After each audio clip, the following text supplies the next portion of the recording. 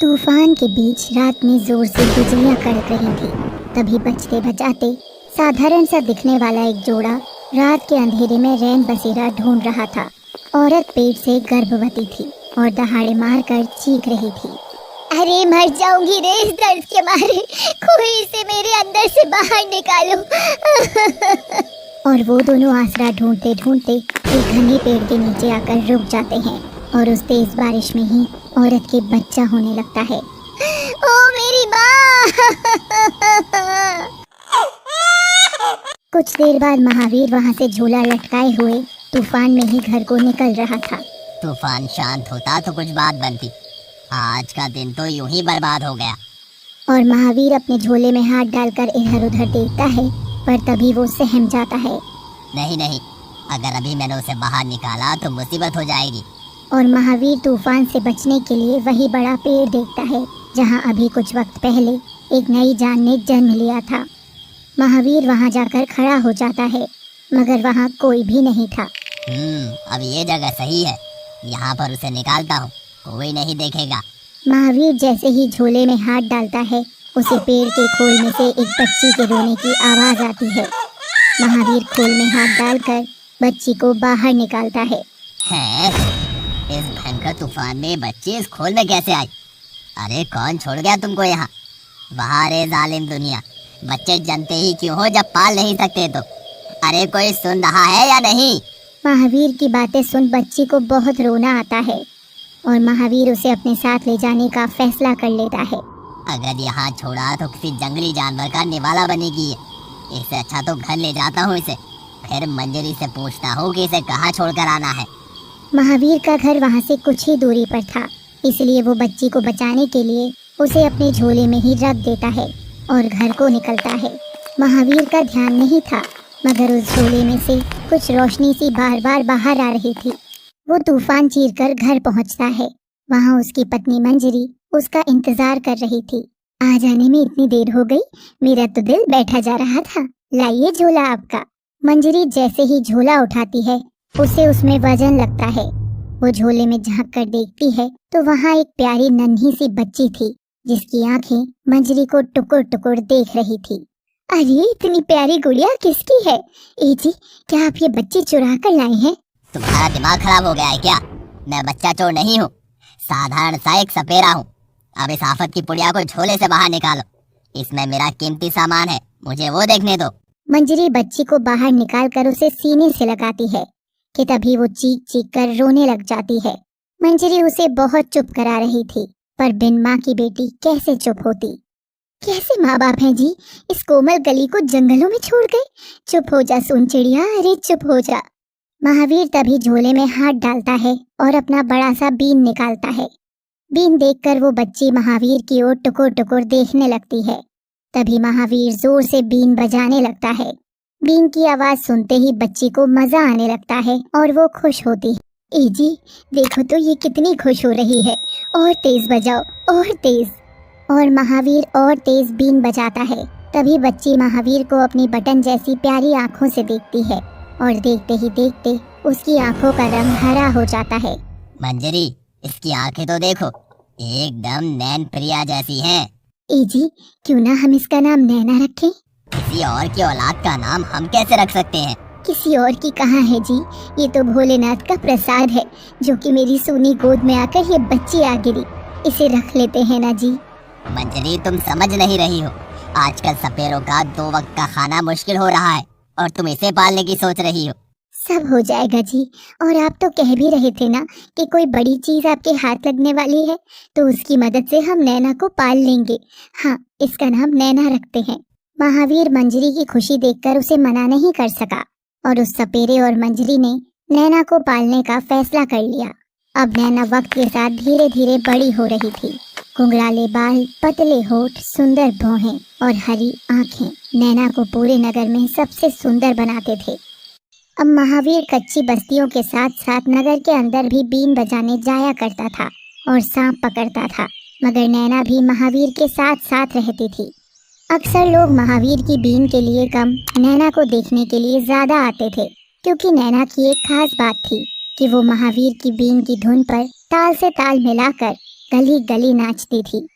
कभी सड़क पर नागिन की तरह लहराती तो कभी भीड़ में बलखा बलखा कर लोगों की भीड़ को बांधे रखती थी। और सब महावीर को पैसा भी देते थे, जिससे महावीर की अच्छी कट रही थी। दिन बीतते गए और नैना अब 17 बरस की हो गई थी। पहले से अधिक जवान, अधिक सुंदर हो गई थी और लोगों की भीड़ भी पहले से अधिक आने लगी थी। दूर दूर तक नैना के रूप और नाच के चर्चे थे।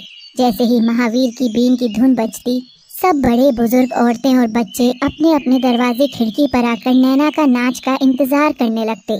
अम्मा अम्मा, वो नाचने वाली नागिन कब आएगी? वो कोई नागिन थोड़ी ही है, वो तो इस सपेरे की बेटी है। और इन अजीब बातों के अलावा एक दिन नैना के साथ एक और अजीब घटना हुई। उस दिन महावीर नगर में बीन बजाने नहीं गया था, लेकिन नैना को देखने आए लोगों को अगर नैना नहीं दिखाई देती तो लोग शायद कल से कम आने लगते। इसलिए नैना नगर में बीन ले जाकर खुद बजाने और नाचने का फैसला करती है। पर बेटी, तू अकेली कैसे? माँ, अकेली कहाँ? सपेरे की बेटी हूँ। सपेरे का सबसे बड़ा हथियार ये बीन है ना मेरे पास। इसके होते हुए इस नैना को गलियों में नाचने से कौन रोक सकता है? और नैना बीन लेकर गली गली नाचने लगती है। वो नाच ही रही थी कि तभी उसके सामने चौड़े कंधे और लंबी नाक वाला एक जवान लड़का साहिल आकर खड़ा हो गया था। रुक जाओ लड़की, मेरे इलाके में आने की तुम्हारी जुर्रत कैसे हुई? इलाका? ये तुम्हारा इलाका है, पर इलाका तो डॉगीज का होता है ना। साहिल नैना की बात से चिढ़ जाता है और नैना के करीब आकर उसके हाथ से बीन छीनने की कोशिश करता है। ये क्या बदतमीजी है? आखिर ऐसा क्यों कर रहे हो तुम? ये बड़े पुजारी का इलाका है, यहाँ ये सपेरा बीन जैसी पाखंड की कोई जगह नहीं है। तो क्या वो बड़े पुजारी तुम्हारे ताऊ लगते हैं जो तुम इतना उछल रहे हो? ताऊ नहीं, बड़े पुजारी मेरे पिता हैं और मैं उनका बेटा छोटा पंडित साहिल। अब कुंडली बना ली हो तो यहाँ से जाओ लड़की। पर नैना का तो ये रोटी कमाने का जरिया था। उसे साहिल के पीछे खड़ी भीड़ नजर आ रही थी, जो रोज नैना को पैसे दिया करती थी। नैना साहिल की बात अनसुना कर आगे बढ़ती है। ये देख साहिल और चिढ़ जाता है। ये लड़की ऐसे नहीं मानेगी। ठीक है लड़की, अगर तुमको सच में पाखंड करना है तो साबित करो कि तुम सचमुच सपेरे की बेटी हो, कोई पाखंडी नहीं। और साहिल शिव मंदिर में शिवलिंग के पास रखे एक मृत सांप का शरीर लाकर जमीन पर रख देता है और नैना को उस सांप को बीन बजाकर काबू में करने को कहता है। ये सांप तो मृत है, इस मृत सांप के साथ ये पागल लड़की क्या ही कर लेगी? और ये व्रत हार जाएगी तो मेरा काम भी हो जाएगा, और मरे सांप से तो लाठी भी नहीं टूटेगी। भोले भोले बम बम भोले। साहिल मन ही मन खुश हो रहा था कि तभी नैना खूब तेज बीन बजाती है और झूम झूम कर नाचते हुए लहराने लगती है। नैना का लहराता बलखाता चांदी जैसा बदन साहिल देखता रह जाता है। उसकी हरी आंखों पर साहिल की निगाहें गड़ ही गई थी कि अचानक ही उस सांप के शरीर में हलचल होती है। मरे सांप में फिर से प्राण आता देख साहिल और वहाँ खड़े सब लोग आश्चर्यचकित रह गए थे। सब नैना को पहुंची हुई सपेरन मारने लगे थे। बच्चे बूढ़े सब नैना की कला देख तालियां बजा रहे थे। और तभी सांप होश में आता हुआ नैना के हाथों में चला जाता है। नैना उसे अपने चेहरे के करीब लाते हुए जैसे ही बीन को फिर से अपने लबों से लगाती है, उसे एक जोरदार झटका लगता है और वो बेहोश सी होते हुए जमीन पर गिरने लगती है। लेकिन तभी साहिल उसे थाम लेता है और वो उसकी बाहों में ही बेहोश हो जाती है। रात का समय होता है। नैना एकदम से होश में आती है तो खुद को अपने घर में पाती है। मैं यहाँ कैसे पहुंची? नैना कुछ समझ ही रही थी कि उसे उसके कानों में एक आवाज गूंजती हुई सुनाई देती है। नागिना, नागिना, नागिना। नैना इस आवाज को सुन मंत्रमुग्ध होते हुए उस आवाज का पीछा करते हुए जंगल में चलने लगती है। चलते चलते वो उसी विशाल पेड़ के पास जाकर खड़ी हो जाती है जहाँ नैना का जन्म हुआ था। ये मैं यहाँ खुद ब खुद कैसे आ गई? नैना कुछ सोचती कि तभी उसे ऐसा लगता है कि पेड़ के ठीक नीचे एक काली परछाई है जिसका शरीर सामान्य नहीं नजर आ रहा है। क्या आप रास्ता भटक गए हैं? मैं कोई मदद कर सकती हूँ क्या? मदद? हाँ नागिना। इतना कहकर वो परछाई तेज रोशनी के साथ नाक में बदलकर पेड़ में बने बिल के अंदर समा जाता है। नैना फटी आंखों से ये सब देख ही रही थी कि अचानक उसका शरीर आग की तरह जलने लगता है। नैना कुछ समझने की कोशिश करती कि तभी नैना अपने हाथों को देखती है जिन पर नागिन की परछाई आने लगी थी। और पलक झपकते ही नैना का चेहरा भी नागिन की परछाई से ढक चुका था। आह, मेरा ये शरीर इतना जल क्यों रहा है? और नैना बेहोश होकर वहीं गिर जाती है। नैना के बेहोश होते ही वो नाग बिल से बाहर आता है और नैना के पास आकर अपने असली रूप में आ जाता है। नैना की आंख खुलती है और वो खुद को अपने कमरे के बिस्तर पर पाती है।